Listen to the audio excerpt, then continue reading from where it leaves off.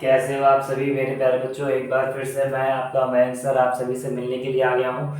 तो I hope so आप सब बहुत अच्छे होंगे, अपनी पढ़ाई में लगातार जुड़े होंगे। और आज से हम लोग एक नए सेशन की स्टार्ट करते हैं। नए सेशन को स्टार्ट करने जा रहे हैं, पूरे जोश और पूरे जुनून के साथ हम लोग स्टार्ट करने जा रहे हैं। तो आज हम लोग क्लास 12th की बात करेंगे और क्लास 12th में धीमे धीमे सारे चैप्टर्स को कवर करेंगे। और बेटा मैं आपको बता दूं कि मेरे पढ़ाने का तरीका आप सभी जानते हैं कि मैं पूरा एक बार में ना पढ़ा करके थोड़ा थोड़ा कंटेंट देता हूँ, जिससे क्या होता है कि आपको पढ़ने में बहुत आसानी होती है। ठीक है बेटा, तो आज हम लोग चैप्टर स्टार्ट करेंगे करंट इलेक्ट्रिसिटी, जो कि बहुत मेजर पोर्शन या बहुत मेजर मार्क्स अपने आप में रखता है। तो चैप्टर का नाम है current electricity. I hope so आप सभी को बिल्कुल क्लियर दिखाई पड़ रहा होगा। और हम लोग करंट इलेक्ट्रिसिटी के बारे में शुरू करेंगे। तो देखते हैं बेटा, हम लोग जैसे कि जाना करंट क्या होता है। करंट समझिए, करंट का मतलब होता है rate of flow of charge per unit time. जैसे कोई भी मेरे पास अगर कंडक्टर है, कोई भी मेरे पास अगर मेटल है, उस मेटल के अंदर अगर चार्जेस का फ्लो होता है। बात समझिए बड़े ध्यान से, मैं क्या कहना चाह रहा हूँ। जब तक चार्ज रुका हुआ होता है उस पार्ट को हम लोग इलेक्ट्रोस्टैटिक कहते हैं, और वो सब हम लोग चैप्टर नंबर 1 और चैप्टर नंबर 2 में पढ़ते हैं। लेकिन जैसे ही वो चार्ज किसमें आता है, जैसे ही वो चार्ज मोशन में आ जाता है, वही चार्ज क्या बन जाता है, इलेक्ट्रिक करंट बन जाता है। जैसा कि लिखा हुआ है, क्या लिखा हुआ है पढ़िए लिखिए। करंट क्या है, rate of flow of charge per unit time. जैसे ही चार्ज फ्लो करता है वो क्या बन जाता है, करंट बन जाता है। इसको नोट करते हैं आई से। यानी अगर मैं पॉइंट वाइज पढ़ना स्टार्ट करूं तो पॉइंट वाइज अगर देखा जाए, ये देखिए, it is denoted by it is denoted by आई।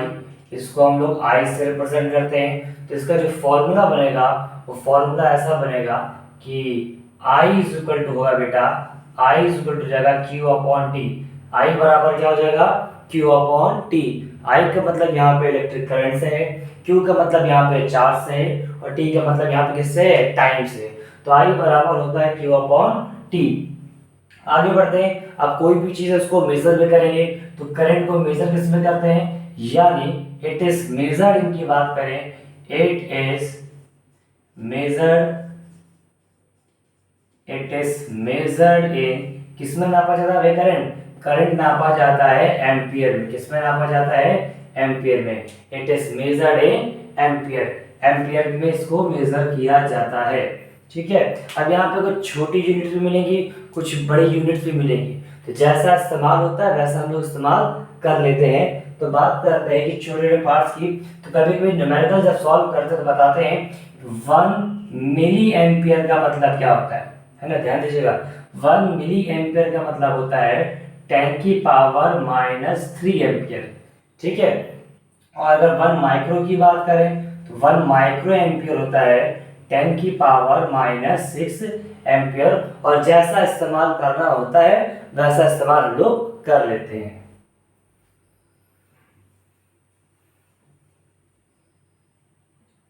ठीक है, तो ये मिली एम्पियर हो गया, माइक्रो एम्पियर हो गया।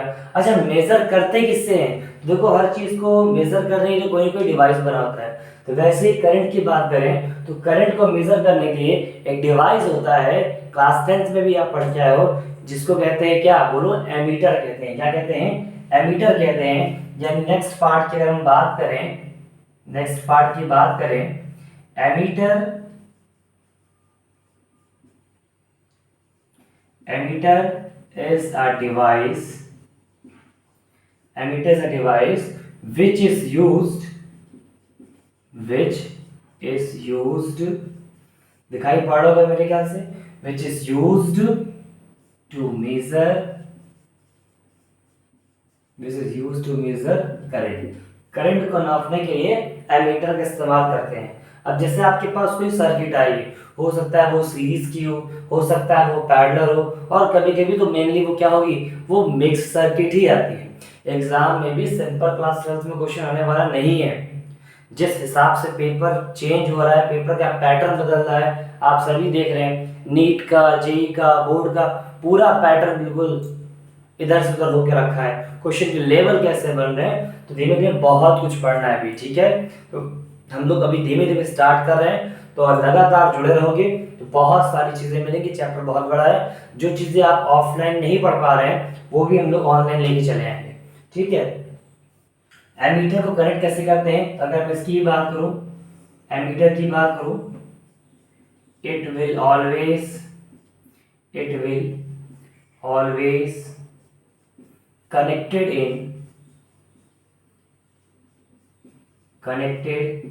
in series. ध्यान दीजिएगा, एमीटर को हमेशा किस में कनेक्ट करते हैं, सीरीज में ही कनेक्ट किया जाता है। एमीटर को हमेशा सीरीज में ही कनेक्ट किया जाता है। बहुत फेमस क्वेश्चन है, इसका रीजन भी होता है, आगे चल के हम जानेंगे क्या रीजन होता है, ठीक है। धीमे धीमे आगे बढ़ते हैं। अब आते हैं यहाँ पे, देखिए न्यूमेरिकल जो आने वाला है इस चैप्टर में, पहला न्यूमेरिकल जो मिलेगा वो simply i equal to q upon t पे तो नहीं मिलने वाला, और ये रिलेट करेगा आगे पिछले चैप्टर से भी।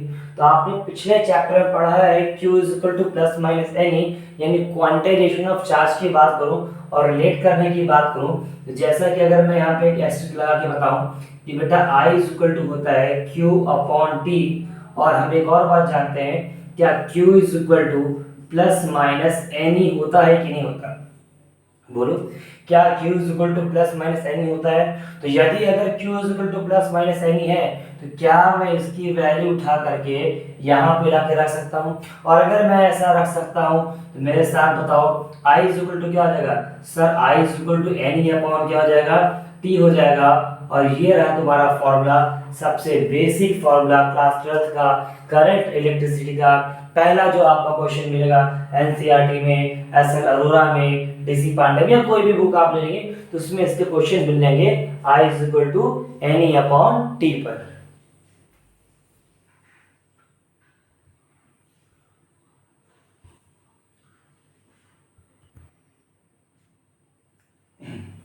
तो बेटा इसके आगे को शुरू करें, तो जैसा कि अभी आपने जाना कि i इक्वल टू क्या हो गया, n e upon t. N का मतलब नंबर ऑफ चार्ज है, ई का मतलब क्या होता है 1.6 इंटू 10 के पावर माइनस 19 गुलाम होता है, और टी आपका टाइम है। यानी 1 2 3 4 चार वेरिएबल है, चार में से एक की वैल्यू तो आपको मालूम ही है, बचे तीन, तीन में से कोई भी दो करके तुमसे पूछा जा सकता है। बेसिक क्वेश्चन यहीं से आते हैं, मेरी बात समझ में आ रही है। आगे बढ़ते हैं। अब बेसिकली मैं अगर बताऊं फ्लो ऑफ चार्जेस के डायरेक्शन के बेसिस पे, तो करंट को दो कैटेगरी में बांटा गया है। ध्यान दीजिएगा, बहुत इंपॉर्टेंट टॉपिक बता रहा हूँ, पर यहाँ से आराम समझिएगा, मेरा भी रफ नहीं कर रहा हूँ क्योंकि आपको लिखना भी पड़ेगा, ठीक है। तो मैं यही बता रहा हूँ, और यहाँ देखते हैं। तो अगर मैं करंट को डिवाइड करता हूँ तो मैं यहाँ पे, अगर मैं ध्यान दीजिएगा, करंट को दो पार्ट में डिवाइड किया जाए तो करंट दो पार्ट में डिवाइड होता है। पहला जो होता है जिसको हम लोग कन्वेंशनल करंट भी कहते हैं, कन्वेंशनल करंट के नाम से भी जाना जाता है, और एक दूसरा होता है जो होता है इलेक्ट्रिक करंट। एक होता है बेटा कन्वेंशनल करंट और एक होता है इलेक्ट्रिक करंट। ध्यान रखिएगा मेरी बात का। अगर अब देखिए यहाँ पे लिखा था चार्ज, चार्ज में इलेक्ट्रॉन भी आ सकते हैं और प्रोटॉन भी आ सकते हैं। तो अगर मैं आपको समझना चाहूँ कि जब जब इलेक्ट्रॉन मूव करेगा, कौन मूव करेगा, इलेक्ट्रॉन।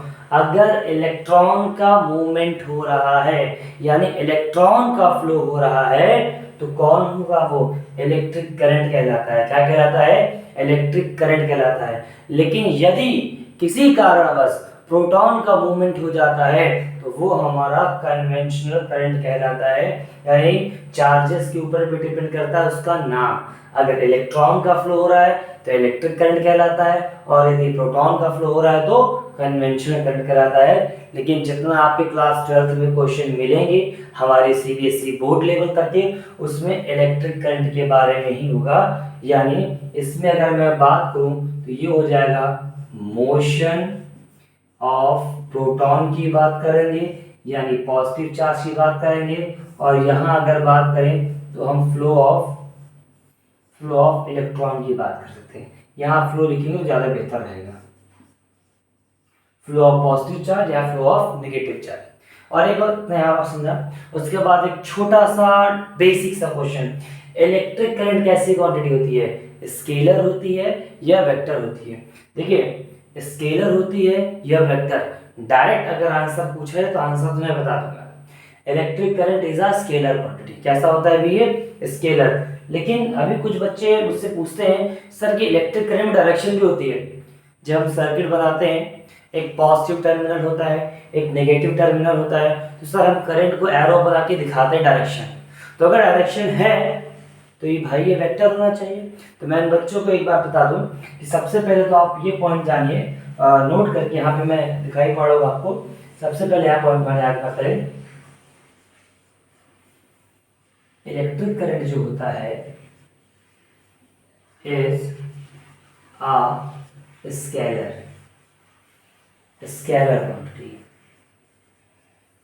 इलेक्ट्रिक करंट कैसा होता है, स्केलर क्वांटिटी। अब रही बात डायरेक्शन की, देखिए तो डायरेक्शन तो यहाँ है, लेकिन यहाँ पर सिंपली हम लॉ ऑफ अलजेब्रा को फॉलो करते हैं, लॉ ऑफ वेक्टर एडिशन को फॉलो नहीं करते। वेक्टर तब होता कि सर जब हम लॉ ऑफ वेक्टर एडिशन को फॉलो करते क्लास 11 में जो होता है ना। लेकिन यहाँ पे क्या है कि इलेक्ट्रिक करंट को हम लोग बहुत सिंपली जैसे अलजेब्रा होता है वैसे जोड़ते हैं। अगर मैं समझाऊं तो यहाँ देखिए कि मेरे पास ऐसा कुछ जंक्शन वाला बना हुआ है, वायर आ रही है, यहाँ से मान लीजिए आपके पास 2 एम्पियर आ रहा है, यहाँ से आपके पास मान लीजिए 3 एम्पियर आ रहा है, इधर से 2 आ रहा था, इधर से 3 आ रहा है, दोनों मिलकर भाई यहाँ क्या जा रहे हैं 5 एम्पियर बन के चले जा रहे हैं। ये सिंपली आपको बताया गया है कि यहाँ से 2, यहाँ से 3, यहाँ से 5, सिंपल जैसे अलजेब्रा जुड़ता है वैसे ही बना दिया। Total incoming current is equal to outgoing current के बराबर आ गया। इसलिए यहाँ पे करंट कैसा होता है, करंट यहाँ पे स्केलर होता है। क्या मेरी बात समझ में आ रही, हाँ या नहीं बोलो। चलो बहुत बेहतर है। अब यहाँ पे एक छोटा सा टॉपिक और समझना है, इसी में समझना है कि कभी कभी स्कूल में है ना, स्कूल में ऐसा होता है अगर आपसे यूनिट टेस्ट होता है या पीरियड टेस्ट होता है तो उसमें छोटे क्वेश्चन 1 नंबर के बनाने हो तो वो पूछेगा डिफाइन 1 एम्पियर। क्या पूछेगा भाई, डिफाइन 1 एम्पियर। तो अगर मैं इसकी बात करूं कि डिफाइन 1 एम्पियर, तो 1 एम्पियर कितना होता है। अगर तुमसे पूछ लिया जाए कि सर 1 एम्पियर कितना होता है, तो ये देखो रहा फॉर्मूला मैं यहाँ पे बताने जा रहा हूँ। जैसा कि आप जानते हैं I बराबर क्या होता है, Q अपॉन टी। हमसे बोला 1 एम्पियर बताइए, तो मतलब वैल्यू यहाँ पे क्या होना चाहिए, यहाँ पर 1 एम्पियर होना चाहिए। 1 एम्पियर कब होगा, जब 1 कूलम का चार्ज होगा, यानी यहाँ पे चार्ज कितना होना चाहिए, 1 कूलम होना चाहिए। चार्ज तुम्हारा 1 कूलम होना चाहिए और टाइम तुम्हारा 1 सेकेंड होना चाहिए। बात समझ में आ रही है। तो ये होता है कि जब 1 कूलम चार्ज का फ्लो हो रहा हो और 1 सेकेंड के लिए फ्लो हो रहा हो, तब जो करंट का अमाउंट होता है वो 1 एम्पियर के बराबर होता है। ये फर्स्ट हेडिंग थी, चैप्टर का बेस था, जिसमें सर हम लोग अगले वीडियो में आपको जो मिलेगा वो इनके ऊपर बेस्ड न्यूमेरिकल मिलेंगे। उसके बाद धीमे धीमे चैप्टर आगे बढ़ता रहेगा। लगातार जुड़े रहना, बस लगातार। मैं भी आपके साथ जुड़ा हूँ और आप भी मेरे साथ जुड़े रहिए। हम लोग पूरे सिलेबस को कवर करेंगे, बहुत ज़्यादा हाई फाई नहीं पढ़ाने वाला कि ये भी कर लो, वो भी कर लो, ये भी कर लो, वो भी कर लो ना। सिंपल कॉन्सेप्ट आसान तरीके से धीमे धीमे डेली आप पढ़ना शुरू कर दो, थोड़ा थोड़ा पढ़ते रहो और पूरे साल भर में रिजल्ट अच्छा आने की गारंटी मैं देता हूँ। होता क्या है ना कि अचानक से आज बहुत ज़्यादा मोटिवेट हो गए, पता नहीं, मैं नाम किसी का नहीं लूँगा, बहुत सारे वीडियो देख लिया, ये मोटिवेशन वो मोटिवेशन, पता नहीं कितना मोटिवेट हो गए। और मोटिवेट होते आज ही 10 घंटा पढ़ डाले और 10 घंटा पढ़ने के बाद कुछ 1-2 दिन तो आया, उसके बाद तुम कुछ आ ही नहीं रहा है। तो मोटिवेशन तुम्हारा तुम खुद हो, ना कि मैं या कोई और व्यक्ति बन सकता है। आपकी परिस्थिति आप स्वयं जानते हैं कि आपको कितना पढ़ना है, कैसे पढ़ना और कितना पढ़ सकते हैं। ठीक है, तो बहुत ज़्यादा मैं भी बात नहीं करूँगा। आप इसको देखें, क्वेश्चन शुरू करें बुक के, और नेक्स्ट वीडियो में आपसे मिलते हैं। और ज़रूरतमंद, ऐसा तो नहीं मार्केट में बहुत सारे लोग हैं, बहुत सारे लोग पढ़ा रहे हैं, लेकिन हाँ मैं बिल्कुल ज़मीनी स्तर पर पढ़ा रहा हूँ। तो मैं आपको बताऊँ, जो बहुत कमज़ोर बच्चे हों, है ना, जो बहुत मतलब वीक हो कि नहीं सर आए हो ही नहीं पा रहा है, तो उनसे उनके बेसिकली मैं उनके लिए हूँ, है ना।